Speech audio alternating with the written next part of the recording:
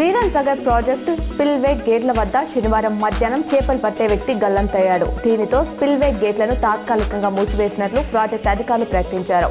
ఎగువ ప్రాంతాల నుంచి వస్తున్న భారీ వరద కారణంగా 6 గంటల తర్వాత ఏ టైంలోనైనా ప్రాజెక్టు స్పిల్వే వరద గేట్ల ద్వారా గోదావరి నదిలోకి వదలబోతున్నామన్నారు.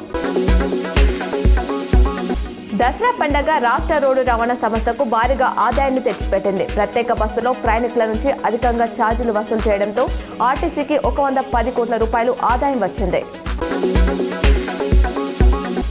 ఓటు చోరీ ప్రజల్లో అవగాహన పెంచేందుకు విస్తృత స్థాయిలో సంతకాల సేకరణ ఉద్యమాన్ని చేపట్టాలని టీపీసీసీ అధ్యక్షుడు మహేష్ కుమార్ గౌడ్, పార్టీ రాష్ట్ర ఇన్ఛార్జ్ మీనాక్షి నటరాజన్ పార్టీ శ్రేణులకు పిలుపునిచ్చారు.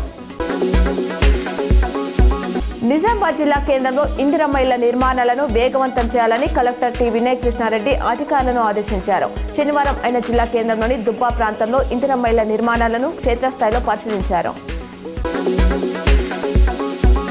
ఎడపల్లి మండల కేంద్రంలో శనివారం సాయంత్రం బతుకమ్మ సంబురాలు అంబరాన్ని అంటాయి. పెద్ద ఎత్తున గ్రామస్తులు, మహిళలు, యువతులు బతుకమ్మ ఆడిపాడి సందడి చేశారు.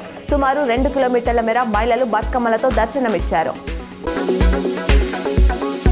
ఉమ్మడి నిజామాబాద్ జిల్లాలో దుర్గామాత విగ్రహాల నిమజ్జన శోభయాత్ర భక్తి శ్రద్ధలతో నిర్వహించారు. పెద్ద ఎత్తున యువతీ యువకులు, మహిళలు సాంప్రదాయ వస్త్రాలు ధరించి కోలాటం, దాండి ఆడుతూ అమ్మవారిని గంగమ్మ ఒడికి చేర్చారు.